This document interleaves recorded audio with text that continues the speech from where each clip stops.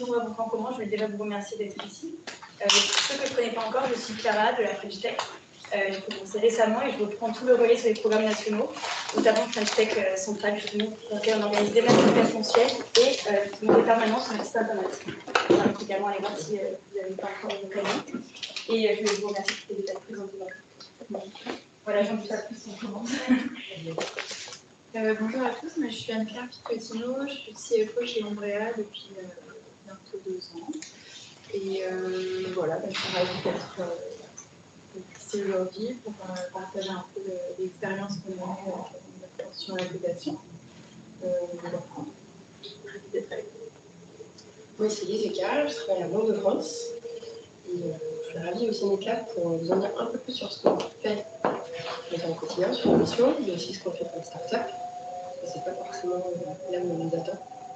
On est bien conscient. Je m'excuse, moi. J'espère que normalement elle devrait venir jusqu'au bout. Mais si jamais, voilà. Donc la Banque de France, on est une très vieille institution. On est, c'est très austère. Mais c'est une fois qu'on est un peu fermé et qu'on n'est pas du tout ouvert sur le monde de l'entreprise à l'extérieur. On a un peu la même image. Et un peu avec ça sur ce sujet-là. Il faut casser un peu les idées préconçues et finalement on est un peu plus ouvert qu'on ne le croit. Je vous ai mis en présentation là, rapidement nos principales missions, nos 3 grands axes. La première, c'est la stratégie monétaire. C'est celle dont on entend le plus parler en ce moment quand on regarde un peu les infos sur tout ce qui est inflation. Donc une de nos missions premières, c'est de contenir autant que possible l'inflation avec nos mesures, nos politiques monétaires. On a tout un pan d'activité sur la stabilité financière. Là, on est plus sur le sujet supervision des banques, supervision des assurances. L'idée étant que si jamais un nouveau choc devait se produire un petit peu comme la crise de 2008, que les effets sur l'économie réelle soient le plus restreints possible et qu'on ne déstabilise pas l'économie réelle, mais en tout cas le moins possible. Et enfin, on a la troisième branche qui sont les services à l'économie. Les services à l'économie, c'est des services qu'on propose aux entreprises, aux particuliers, dans toutes les régions. C'est-à-dire que on a des implantations dans tous les départements. Et c'est ces services-là, on les retrouve dans les départements et dans les régions. C'est des services qui sont concentrés. On a tout un pan qui ne figure pas là, mais qui a trait aux particuliers. Généralement, on entend parler de la Banque de France quand on parle sur l'endettement des particuliers, les problèmes de fichage, de rejet de chèques, etc. Ça, c'est une partie de notre activité dans les services à l'économie.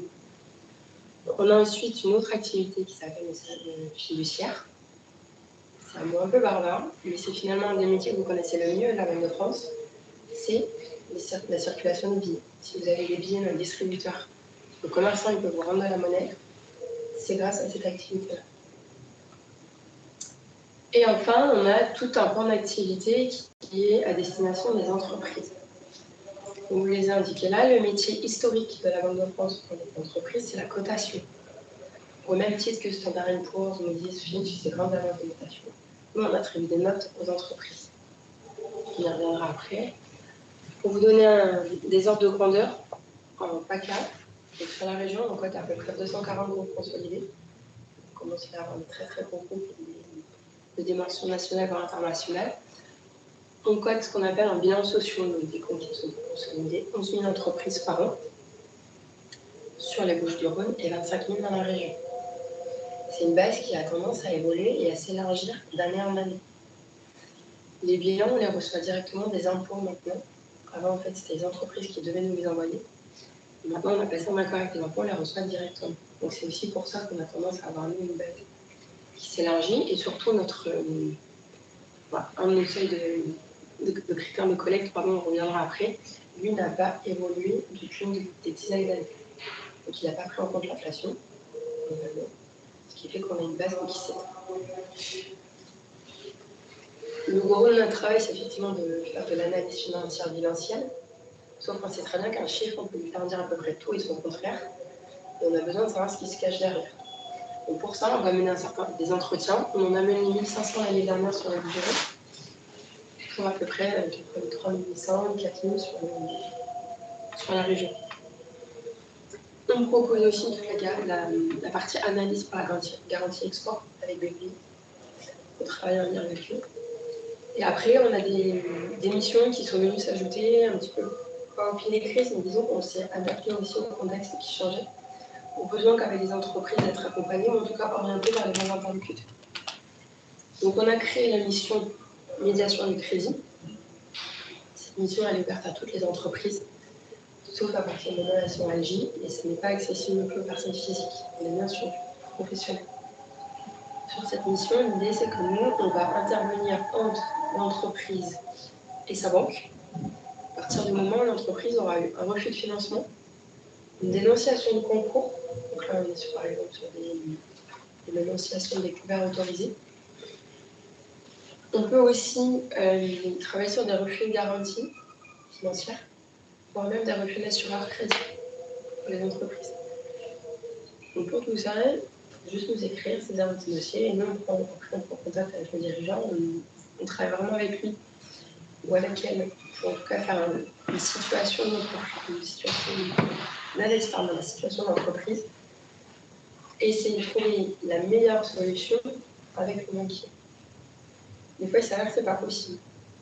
Donc on a aussi dans l'émission une sorte de discours de vérité à avoir avec les dirigeants, pour leur expliquer peut-être que le besoin, le montant de prêt qu'ils demandent est beaucoup trop important par rapport à ce que l'entreprise est capable de faire. On prend une pédagogie, on réexplique les choses, on recadre les choses, on recentre les choses.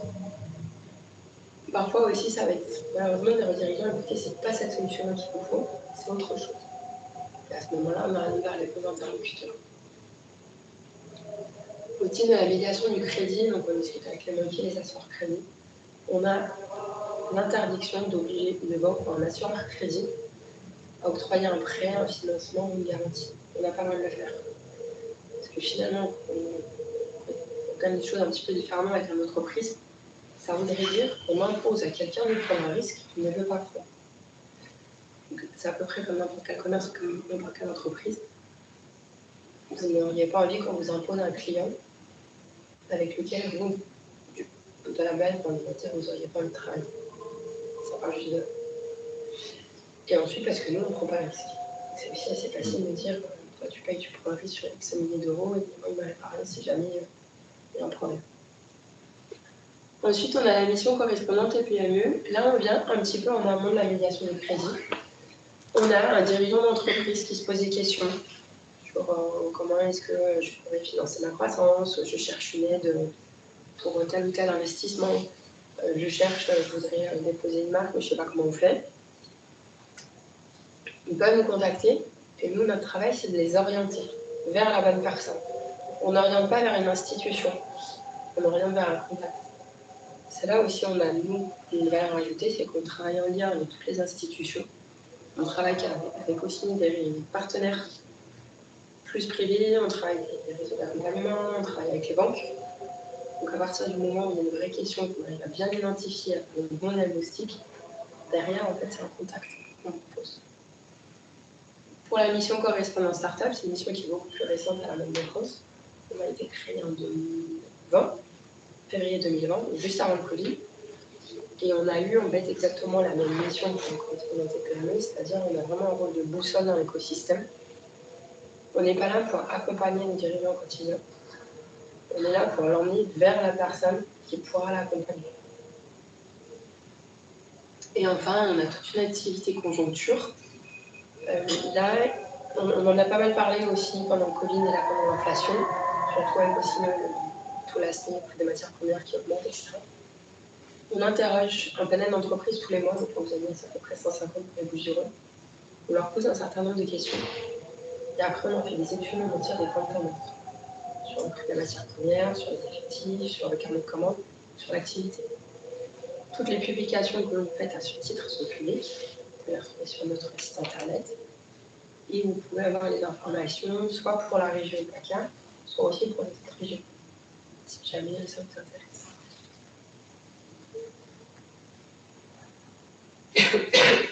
Donc, notre métier historique, c'est la cotation des entreprises. L'objectif de la cotation, c'est d'apprécier la capacité d'une entreprise à honorer ses engagements financiers à un horizon 3 ans. Donc là, on est bien sûr, je suis capable de rembourser ma dette bancaire. Globalement, c'est à peu près ça, notre critère d'analyse. On regarde tout le reste, mais notre vraie force, nous, c'est ça. On cote environ 270 000 entreprises, c'est-à-dire experts, je reviendrai après, sur le territoire. Et on cote toutes les entreprises qui sont non financières.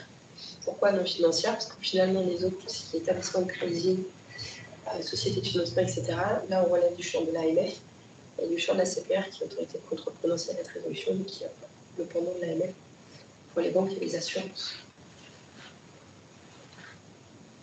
Et il faut que l'entreprise ait son siège social en France. La cotation, qu'est-ce que c'est? Comment ça se présente? Chaque cotation a deux composantes. La première, c'est une lettre. C'est une cote d'activité. C'est juste pour placer l'entreprise sur une échelle en termes de chiffre d'affaires. Et on va ajouter une cote de crédit. La cote de crédit, c'est vraiment là l'analyse de risque. C'est ce qui va refléter donc la capacité de l'entreprise à faire face à ses engagements financiers. Notre méthodologie a été revue il y a 2 ans maintenant. Avant, on avait beaucoup moins de crans, on était sur quelque chose de moins granulaire. Et ça a été une demande forte de la BCE que l'on revoit totalement notre méthodologie. Pourquoi? Parce que nous bénéficions à la Banque de France de 2 agréments qui sont un peu particuliers. On est agréé comme les sociétés de notation, comme les agences de notation. Donc pour cela, on doit répondre à un certain nombre de critères, que ce soit qualitatifs ou quantitatifs. Et on a un certain nombre d'obligations à respecter.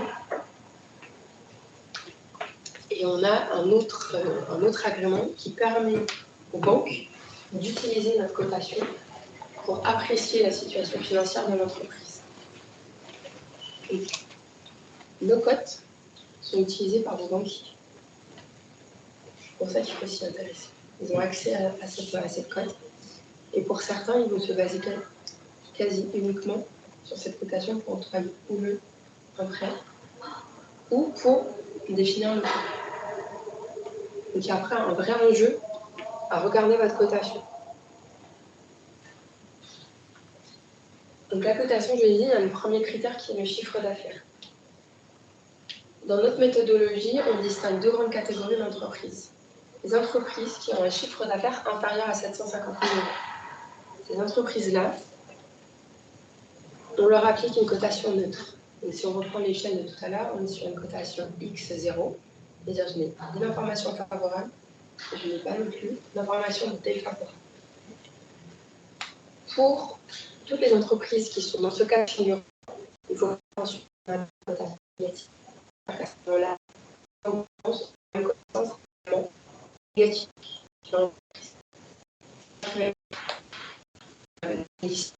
Sur une procédure, de sauvegarde, cotation judiciaire, liquidation. Ça peut être des impayés. Peut-être que certains, je ne suis pas sûre que vous travaillez avec, mais les impayés ici, on vit surtout les registres sur les lettres de change. Et enfin, ce qu'on regarde particulièrement aussi, c'est les pertes de plus de 50% du capital social. Ces 3 grands éléments-là, qui ont impacté la cotation de façon significative pour les entreprises qui ont un chiffre d'affaires inférieur à 750 000 euros. Ça peut être bloquant. Une banque qui verra une entreprise avec une cote négative, notamment à cause du dernier critère, vraisemblablement, elle n'accordera pas de financement. En revanche, on peut, sur ce dernier critère-là tout particulièrement, assez vite remédier à la situation. Si c'est possible pour l'entreprise, on est bien d'accord. À partir du moment où les capitaux propres sont reconstitués, donc s'il y a une absorption des pertes avec les réserves, on précise des mécanismes, vous pouvez voir avec vos experts comptables. À partir du moment où il y a une publication au greffe ou que nous, on arrive à voir au bilan que les fonds propres ont été reconstitués, on met à jour la simple demande de la cotation. Donc, il ne faut pas hésiter à nous contacter si vous êtes dans ce cas. Vous nous écrivez un petit mail, peut-être qu'on pourra mettre les coordonnées. Et nous, on met à jour la cotation dans la journée, généralement. Sur la partie impayée, Ce qu'il faut savoir, c'est que si vous avez un rejet de LCR d'un montant supérieur à 1 524 € très précisément, c'est-à-dire finalement sur des seuils avant l'euro, on a peu de temps pour être actualisé. Le rejet fait un impact sur la cotation pendant 6 mois à compter de la date du rejet. Donc, c'est quand même assez pénalisant pour les entreprises. Il faut veiller à ces effets-là. Si jamais c'est une erreur de la banque, parce que vous êtes mal compris, parce que plein de choses, ça arrive, on le sait. Mais dans ce cas-là, il faut que ce soit la banque qui a rejeté les faits qui nous écrit. Ça ne peut pas venir de l'entreprise. Il faut vraiment que ce soit la banque qui nous dise voilà, on a fait une erreur, est-ce que vous pourriez réactualiser la cotation? Et là, de la même façon, et puis ça dans la journée, ça peut aller très très vite. Si on bascule de côté sur les entreprises qui ont un chiffre d'affaires supérieur à 750 000 €, là on passe sur ce qu'on appelle une cotation à tir d'expert. Donc on va regarder le bilan, on va l'analyser, on va avoir toute une partie analyse financière, on va dire un peu plus réduite. On va étudier tout particulièrement les 4 items qu'on vous a mis, l'économie financière, l'activité, la capacité bénéficiaire, la structure, et la liquidité et la solvabilité. Ce qu'il faut savoir, c'est que intérieurement, notre méthode d'analyse était principalement axée sur la solvabilité. Sauf que l'idéal, la crise n'était pas démontré, et finalement, l'entreprise peut être tout à fait solvable, mais absolument pas liquide. Et si elle n'était pas liquide, au final, on est arrivé à une situation où l'entreprise, malheureusement, était défaillante et avec toutes les conséquences que cela entraîne. Aujourd'hui, on étudie vraiment ces 4 dimensions-là. Il n'y en a pas une qui prédomine sur l'autre, mais on a une vigilance toute particulière sur l'axe liquidité. Pour côté, on a des sources donc diverses et variées. Je vous l'ai dit tout à l'heure, on a la DGFiP qui nous envoie tous les bilans. On a les entreprises. Je vous l'ai dit, on a besoin d'informations parce que des fois, un bilan, on ne sait pas trop ce que signifie un chiffre et on a besoin de savoir ce qui se passe derrière pour pouvoir coter au plus juste. On a l'INSEE qui va nous offrir tout un tas d'informations sur la création d'entreprise, son code NAF, etc. Les tribunaux sur toute la partie procédure. On a aussi les banquiers et les assureurs crédits. J'ai une question sur les tribunaux de commerce. Est-ce que vous sont remontées aussi les procédures dites confidentielles? D'accord. À l'exception des plans, quand il y a une homologation, à partir du moment où ça devient confidentiel, c'est confidentiel. On n'en a pas connaissance. D'accord. Et on a aussi donc les banquiers, les assureurs crédits, pour deux choses. La première, c'est que les banquiers nous déclarent tous les prêts qu'ils octroient aux entreprises à partir du moment où ils sont supérieurs à 27 000 €. On a une base de données qui recense tous les prêts accordés par toutes les banques à toutes les entreprises. Et on a, pour le coup, après, banquiers, assureurs crédits, en cas de défaut de paiement.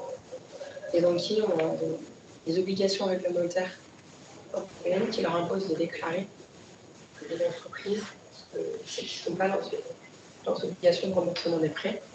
De la même façon qu'en assureur crédit, dont la garantie va être mise en jeu par une entreprise pour se faire payer.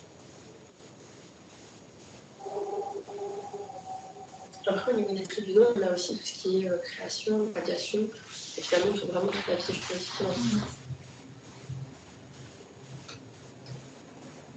Pourquoi est-ce qu'une start-up doit s'intéresser à la cotation? Finalement aussi, pourquoi une entreprise? Parce qu'on a commencé à coter pour les entreprises, mais après, on a un peu décliné la méthodologie. Pourquoi? Parce que ça intéresse donc les banques, les fournisseurs et les clients. Parce que ça donne une analyse et une appréciation extérieure à l'entreprise, sans aucun lien avec elle, on est totalement neutre et objectif sur la situation de l'entreprise. La différence des autres agences de notation qui, par exemple, elles ont une relation contractuelle avec une entreprise. Là, c'est pas le cas. On est totalement dépendant. Ça peut intéresser les fournisseurs. Pourquoi? Parce que comme notre code est accessible aux banquiers, aux assureurs crédit, ça peut intéresser, on va dire, les fournisseurs par l'intermédiaire de nos assureurs crédit. Et les clients, c'est pareil. On fournit donc une analyse objective de la santé financière de l'entreprise. Et pour les banques, ça a un très gros impact. Je lui ai dit, ça a un impact dans la relation emprunteur-prêteur. Comme ça, la banque se sert de la cote pour savoir en gros si l'entreprise va bien, si ça va moins bien, pourquoi. Ça va impacter le coût du prêt. Je pense notamment à BPI, qui se base beaucoup sur notre cotation pour en fait déterminer le taux d'intérêt qui va appliquer au financement accordé.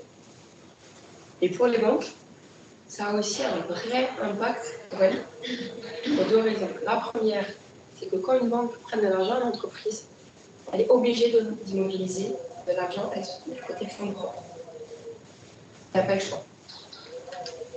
En fonction de la cotation, la banque peut immobiliser jusqu'à 150% du montant qu'elle prête. Donc on a aussi une côté prêteur des vraies contraintes en fonction de nous, en montrant cette cotation qu'on a. C'est ce qui peut aussi expliquer les montants ou les refus qu'une banque peut accorder à l'entreprise. Parce qu'elle, derrière, ça nous coûte de l'argent. Et une banque reste une entreprise comme une autre. Un peu particulière parce qu'elle délivre des services et des produits particuliers. Mais ça reste une entreprise. Ça a aussi un impact sur le propre coût de refinancement de la banque elle-même.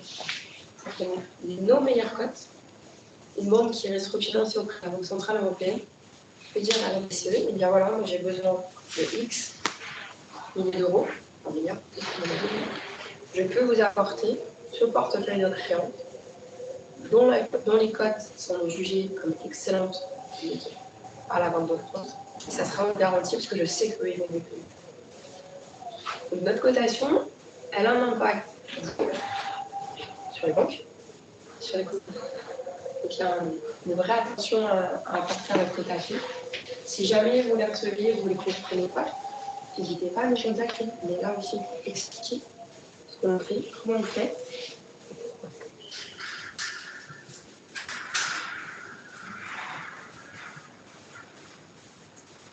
On a juste un renseignement Oui. Pour la cotation par rapport aux banques. Ça sert aux banques pour pouvoir savoir si elles peuvent prêter ou pas.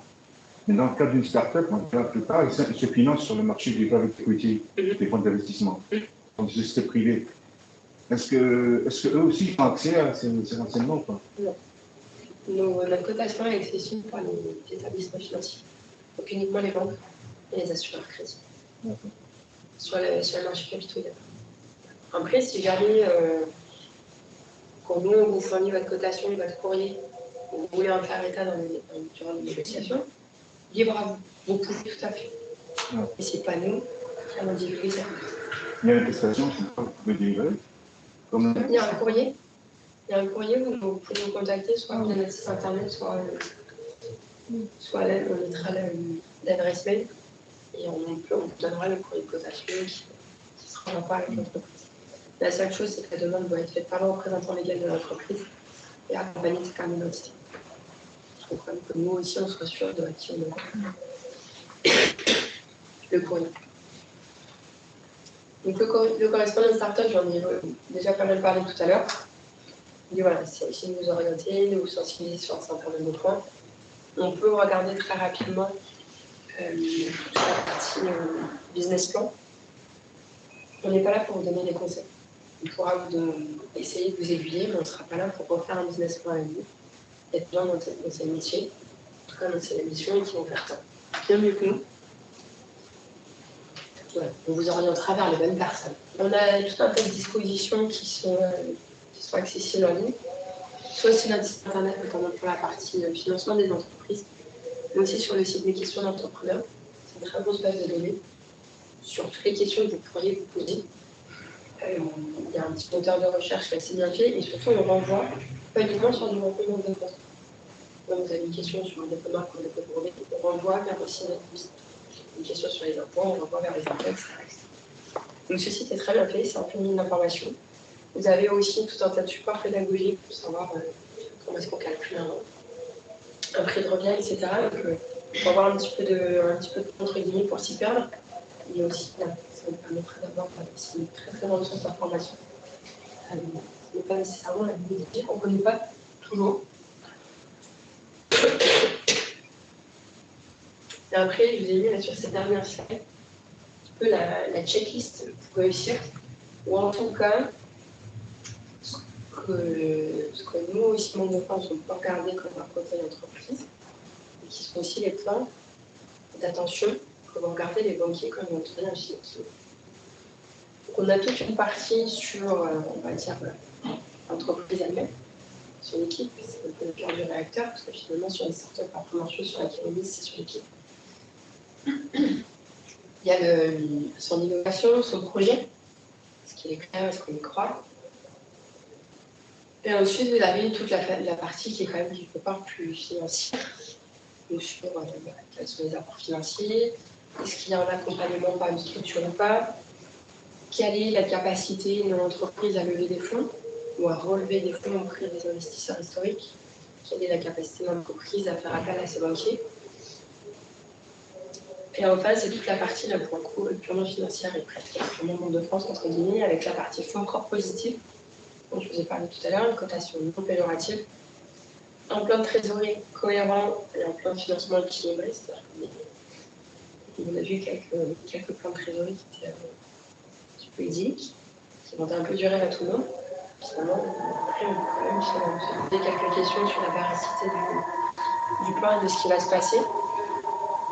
On ne demande pas non plus à être extrêmement prudent, mais il faut quand même qu'on reste quand même sur quelque chose qui est plausible, en tout cas qui nous paraît réalisable quand même les dossier. De la même façon qu'on a une projection et une stratégie cohérente et une capacité à piloter.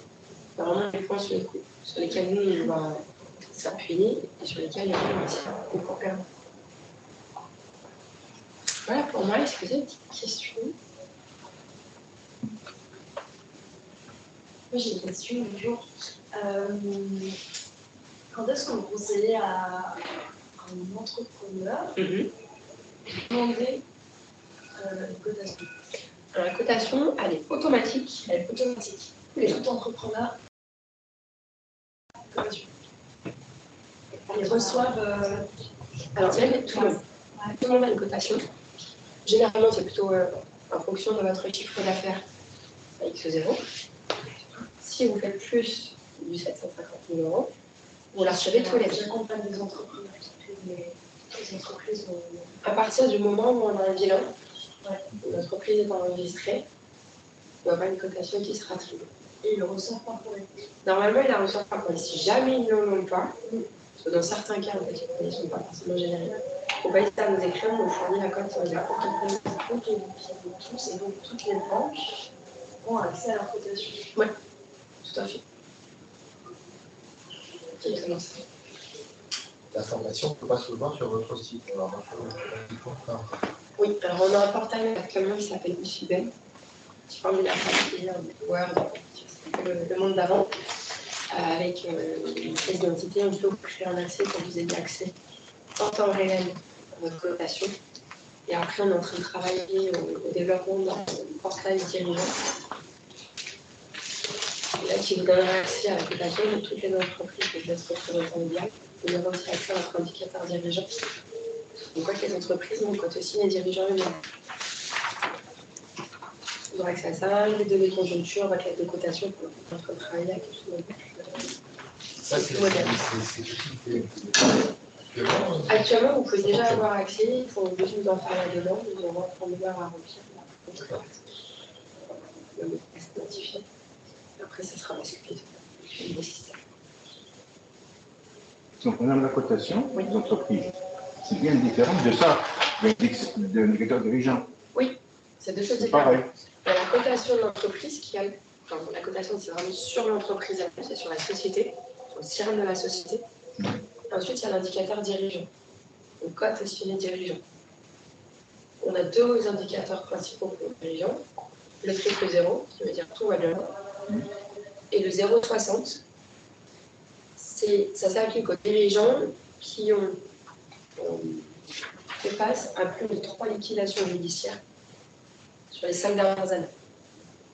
Avant, en fait, pourquoi 0 et 0,60, c'est qu'avant, il y avait des craintes intermédiaires. En fait, on a impacté dès la première liquidation judiciaire. Finalement, après, c'est un peu comme tout le monde, on a le droit à avoir d'erreur. On a le droit aussi que des fois, même le projet, aussi beau soit-il, on ne sait pas pourquoi ça ne marche pas. Donc après, il faut recommencer. Donc ça a été nous, notre façon aussi d'aider les entrepreneurs. Ça n'a pas marché une fois, ça n'a pas marché deux fois, c'est pas grave. Et on n'adopte pas les indicateurs de dirigeants. Sachant que quand on parle de trois liquidations, on fait aussi le distinguo entre trois liquidations de trois sociétés différentes, de la liquidation d'un groupe. On sait partiellement quand même si la liquidation d'une entreprise peut entraîner celle du reste du groupe. Et à partir du moment où on a des éléments suffisamment probants, on contracte aussi une liquidation judiciaire. Ouais. Dans une approche financière du type, c'est quoi le schéma d'une entreprise du coup qui est bien côté le profil type d'une entreprise? Il n'y a pas de profil type. Après, ici, dans le meilleur des mondes, je vais vous dire que c'est une entreprise qui a un résultat net positif qui est énorme. Oui, c'est ça, qui a plein de liquidité, qui a un peu d'endettement. Donc, qui est rentable des fonds propres politiques. Oui, on dirait, mais c'est pas si on est dans un monde idéal. Oui. Mais oui, dans l'idée, c'est ça. Un peu d'endettement, des fonds propres, une trésor, des fonds propres solides, une trésor pléthorique et des bénéfices hyper importants. Et là, après, c'est une dimension, après on est sur les gros chiffres d'affaires. Les parts se reprennent un peu. Après, il n'y a pas de bonne ou mauvaise cote en soi. Il y a une cote qui représente la situation de l'entreprise à un moment donné. C'est-à-dire qu'on peut avoir par exemple une entreprise qui a une très très bonne cote. Un jour, elle décide de faire un gros emprunt. Donc, chez nous, on va dire qu'on a des petits clignotants qui vont s'allumer. On va dire, cette année, c'est un peu moins bien, on décote. C'est pas grave. Parce que finalement, si c'est un prêt investissement, on sait que d'ici 1 an, 2 ans, ou peut-être même 3 ans, ça va porter la société encore plus loin. Donc, il ne faut pas forcément voir des cotes, en tout cas sur les significatives, sur celles qu'on a un bilan de plus de 750 000 €, comme quelque chose d'absolument négatif en soi. Par ailleurs, tout à l'heure, il y a une phrase qui m'a fait un peu frémir, entre guillemets. On entend assez souvent votre cote, la cote Banque de France, interdit aux banquiers de nous prêter parce que c'est telle cote. Non, c'est pas ça. Notre cotation n'interdit absolument pas à un banquier de prêter. Il s'en sert pour lui analyser la situation de l'entreprise et décider si oui ou non il attribue un financement. Après, on a la façon de présenter les choses, effectivement, très souvent des petits raccourcis qui sont pris. Mais en soi, on n'interdit pas les banques de prêter. La banque fait son analyse de risque et attribue ou pas le financement. Est-ce qu'on peut dire que la cote de l'entreprise, c'est l'équivalent du FICP pour les particuliers? Ah non. Parce que c'est votre note de crédit, comme vous pour un particulier. Après, si vous demandez un crédit conso dans une banque, il tape sur le système, il voit que vous êtes fiché FICP ou FCC, il a une idée. Donc, il peut attribuer s'il veut. Hein. Après, est-ce que c'est l'équivalent ou pas pour une entreprise? Pas totalement. Sur le FICP, le FICP, c'est le fichier des incidents de remboursement au crédit des particuliers. On parle bien de c'est un fichier des incidents de remboursement. Oui. Le FCC, on est sur un fichier de chèques impayés. Oui. La cotation de l'entreprise, on n'est pas du tout là-dessus. On n'est pas sur des incidents de paiement. On est sur l'analyse bilancielle de la solidité financière de l'entreprise. Ce n'est pas du tout le même rapport. On peut avoir des cotations qui sont excellentes et qui veulent dire, qui disent aux banquiers, mais regardez, cette entreprise, elle va très très bien. La cotation, si vous voulez, il n'y a pas le côté péjoratif dans la bonne cote. C'est pas un fichier, on appelle ça un fichier négatif, FICP et FCC, dans le sens où ces fichiers-là ne recensent pas tous les crédits en particulier. Elles ne recensent que les incidents de remboursement. Alors que nous, on va peut-être toutes les entreprises, qu'elles aient ou non des incidents de remboursement. Ce n'est pas la même philosophie. Alors, une entreprise qui n'a pas accès, qui ne demande pas d'accès au marché du bancaire, pour se financer, elle a d'autres ressources, elle n'est pas impactée par ça. C'est-à-dire ça sert justement uniquement pour un banquier pour juger une entreprise s'il peut prêter ou pas. Si l'entreprise est autonome en dehors des banques, elle peut s'en passer, c'est ça? Tout à fait. Ça n'empêchera pas que nous, on va la coter, mais oui. Mais comment ça se passe au niveau zéro, au niveau de la création d'entreprise? Comment vous savez, parce qu'il faut un bilan, 2 bilans, 3 bilans pour savoir que vous pouvez. Ça se passe comment au début de l'activité? Au début de l'activité, on est vraisemblablement sur des chiffres d'affaires inférieurs à 750 000 euros. Donc on sera sur une cote X0. On sera sur une cote neutre.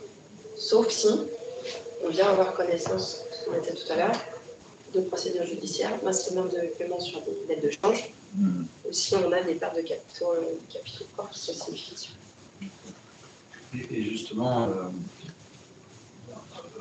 sur des entreprises type start-up qui ont des profils un petit peu confidentiels très particuliers, qui sont vraiment sous perfusion, parce qu'on peut autofinancement, etc.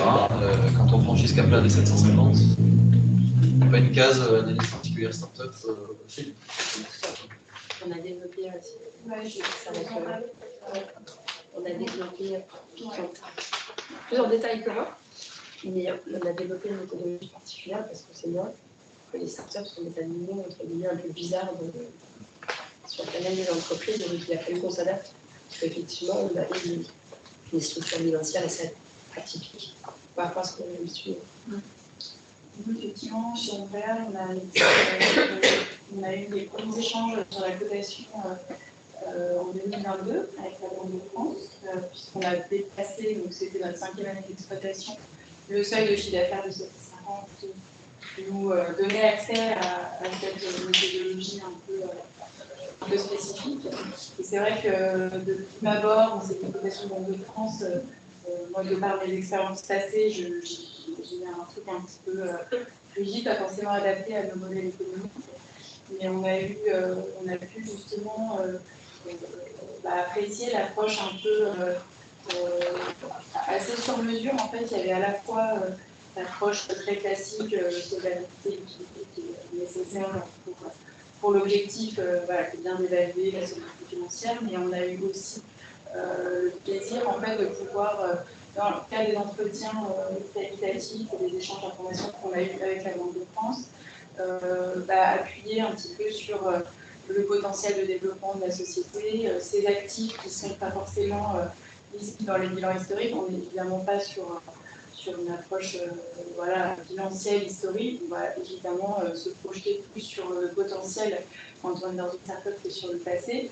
Et on a pu justement évoquer à la fois l'environnement de marché, la réglementation, qui est assez spécifique dans le cas d'Ombrea, mais je pense que chaque société a sa réglementation qui est propre, l'actionnariat, les équipes, et l'évolution du modèle économique. On a partagé le business plan. Et on a eu vraiment des entretiens sur mesure, en fait, qui nous ont permis, en tout cas après dans la pondération, je ne sais pas comment ça rentre dans l'analyse, mais on a eu le sentiment qu'il y avait vraiment cette approche adaptée à notre statut encore particulier que sont les startups, où on n'est pas sur ce que vous disiez tout à l'heure, uniquement pouvoir afficher des taux de rentabilité ou d'équité qui sont exponentiels, puisqu'on sait que on n'a pas les stades de maturité en tant que start-up qui permettent d'afficher une rentabilité financière record. Donc voilà, c'est ça qu'on a. Cotation, mais avec une clé d'analyse un peu différente. Ouais. Et ça se fait par entretien. Par entretien, évidemment. Et par entretien et par échange. On a échangé avec beaucoup par entretien. C'est ça qui était apprécié parce qu'en fait, on ne voit pas vraiment quelle autre méthode pourrait s'appliquer de manière aveugle, comme vous disiez tout à l'heure, les chiffres, on peut leur faire n'importe quoi. Quand on est sur de l'intangible comme une start-up qui démarre, en entretien avec les dirigeants, ça paraît complètement essentiel.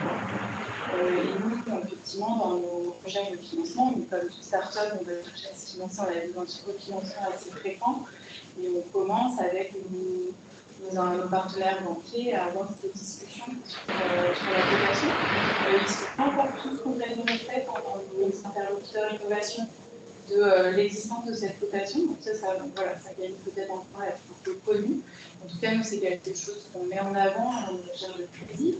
C'est quelque chose qu'on met en avant aussi dans le cadre de nos échanges fournisseurs. Vous connaissez ça forcément Montréal, on a beaucoup de fournisseurs locaux, je peux bien connaître, mais c'est sûr que voilà, un événement, une cotation neutre qui n'est pas contractuelle, hein, elle a ce statut vraiment voilà, neutralité, d'impartialité, et pour un fournisseur, c'est super rassurant. Donc c'est quelque chose qu'on va être amené à mettre en avant. Sur le volet plus investisseur, equity, c'est également quelque chose qu'on pousse quand on va être sur un type d'investissement un peu plus risqué, mais c'est sûr que voilà, les logiques d'investissement equity, elles sont un peu différentes, les diligences sont beaucoup plus poussées. Donc voilà, c'est un élément parmi d'autres, mais ça ne se limitera pas seul, tout comme les banques, en fait, parce que les banques, elles font elles-mêmes leur propre diligence. Généralement, dans les analyses de crédit dans les banques, soit notre note apparaît directement quand on fait une politique, soit en fait on est en creux dans l'entreprise, et nous en fait quand on montre un dossier, ils n'ont pas forcément accès. Mais généralement, on est quelque part. Ça c'est la première chose. La deuxième chose sur laquelle je voulais rebondir, c'est effectivement on reçoit sur le bilan, mais la partie entretien est très importante d'une part pour décrire ce bilan, mais aussi parce que on fait face à une vraie difficulté pour identifier les startups. On a bien l'idée qu'on reçoit certains bilans, qu'on voit beaucoup de trésorerie, beaucoup de pertes, beaucoup de primes d'émission. On doit quand même valider, on est plutôt sur ce schéma-là. Mais ce n'est pas toujours le cas. Et donc, il ne faut pas non plus hésiter. C'est la même chose dans les contacts. Moi, je fais partie des startups, je suis libre. Il y a aussi ce travail d'identification. Et nous, on essaie de le faire du mieux qu'on peut. Il y a aussi toute la partie en fait, qui va alimenter le domaine, qui va nous aider et qui va permettre d'appliquer justement la bonne clé de lecture sur les méthodologies. Moi, j'ai une question. Dans les analyses que vous faites dans l'attribution des notes, est-ce que vous prenez en compte l'analyse sectorielle dans laquelle appartient l'entreprise? Oui. Oui. C'est quelque chose qu'on prend en compte aussi parce que de toute façon, les structures bilancielles, un secteur d'activité à une autre sont totalement différents. On peut avoir des bilans, par exemple, avec certains secteurs avec énormément de crédit bail, comme les nôtres.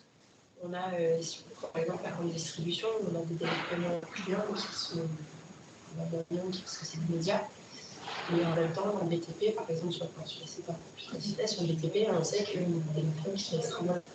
Donc oui, effectivement, c'est des choses qu'on prend en compte. Et on a toute cette partie positionnement de l'entreprise par rapport à son secteur. D'accord. Donc on fait un peu cette double lecture, effectivement, le bilan individuel, entre guillemets, mais aussi on repositionne l'entreprise sur son secteur. On a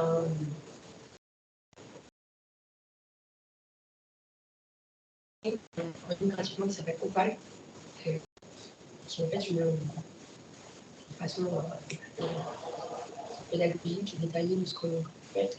Et c'est un rapport d'analyse sur l'entreprise elle-même, mais aussi par rapport à son secteur. Et ça, c'est accessible aux dirigeants d'entreprise.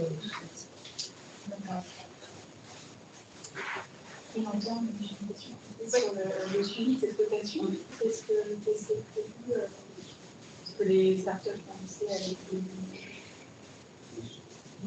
peut-être prévu que les avantages établis. À quelle fréquence, comment se passe après la cotation est mise à jour pour les plus de 750 000 € une fois par an, en fait, à réception du nouveau bilan.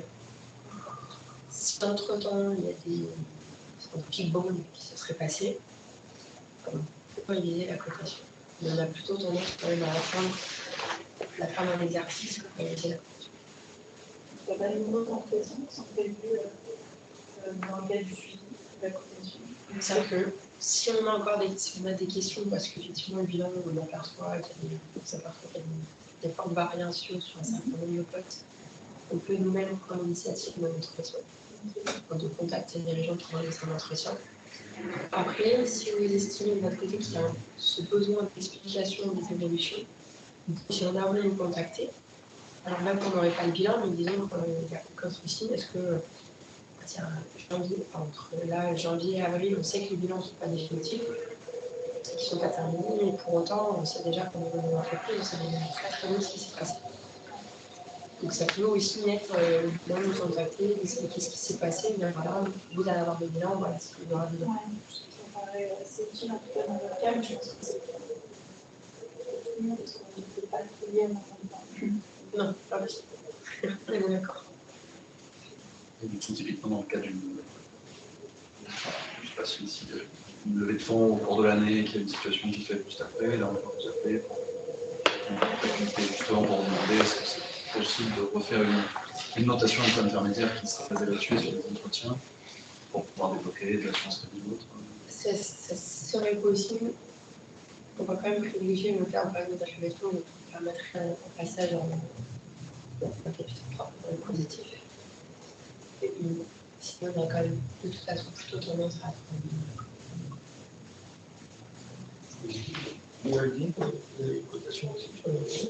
sur les holdings, on a une, mais en fait, elle est plutôt donc on cote le holding en fonction, en prenant en compte la situation aussi des filiales.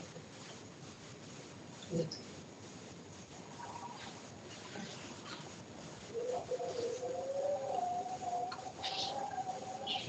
Première question. Plus donc sur la partie Banque de France, sur la médiation du crédit et sur les interlocuteurs également ou autres. Ça, c'est des services qui sont gratuits, accessibles à toutes les sociétés. Gratuit, accessible à toutes les sociétés non financières. La médiation du crédit, donc il n'y a pas d'obligation évidemment sur le crédit, mais il y a quand même vous constatez vous arrivez à réfléchir un petit peu les points de vue des banques, des assureurs crédit suite aux entretiens d'obligation, ou c'est quand même assez rare qu'ils changent. Je ne vais pas vous dire qu'on y arrive à chaque fois. On va pas se mentir. En revanche, ça permet aussi assez souvent de vraiment reposer le débat, de reposer les choses calmement. On arrive aussi, ça nous arrive sur des réunions entre le banquier et l'entreprise et nous.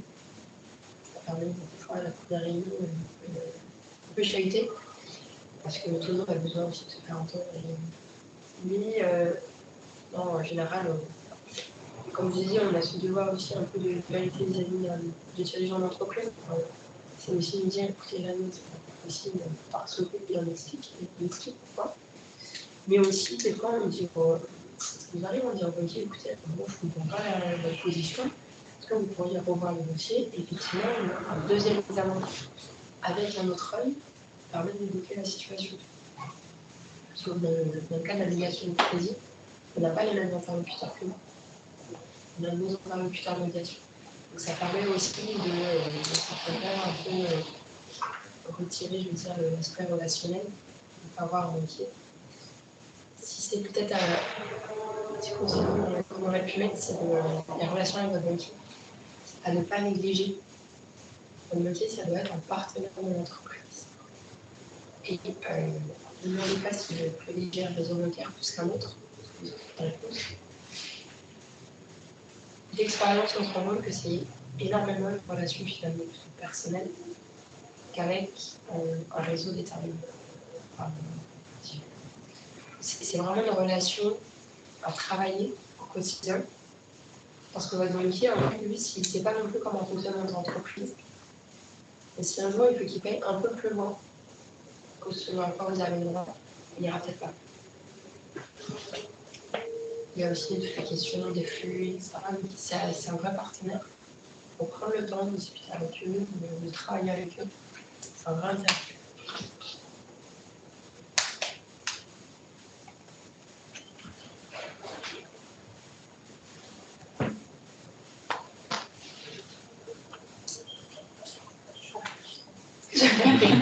Non, mais c'est une réalité. On le voit dans la médiation.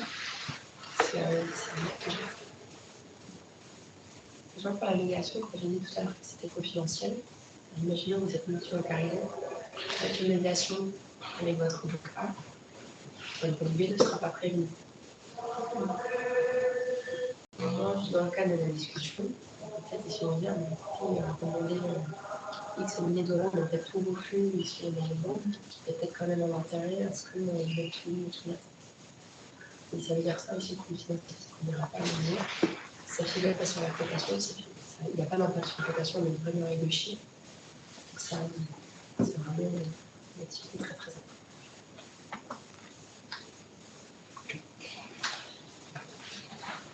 Excusez-moi, dernière question. Est-ce que les cotations entreprises et les cotations dirigeants, est-ce qu'elles sont liées quelque part? Est-ce qu'il y a un lien qui c'est un dirigeant, il dirige l'entreprise? Il peut y avoir un lien, je dirais plutôt dans le sens impact d'un indicateur dirigeant sur la cotation de l'entreprise. Ça serait dans ce cas. Il peut y avoir un lien.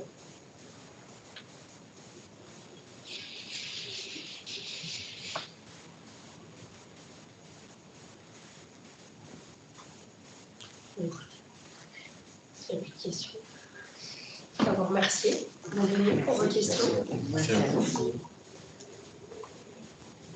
Si jamais vous savez pourquoi.